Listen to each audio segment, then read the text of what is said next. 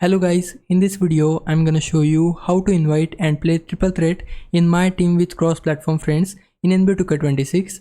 Now this isn't the same as the triple threat park mode. This one lets you choose all three of your players and actually go head to head with your friends, including crossplay friends. It's super fun and definitely worth trying out.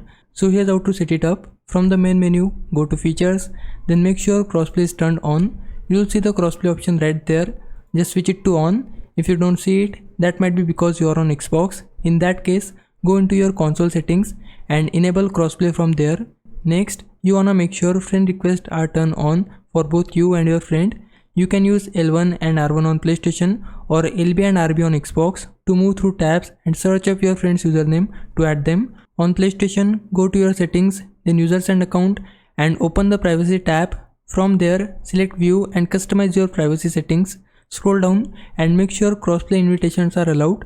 That's really important or the invite won't go through. Once that's all set, go to the MyTeam tab, choose play with friends, then select triple threat online. Here you can pick the 3 players you wanna use. After that, press triangle on PlayStation or Y on Xbox to invite your friends.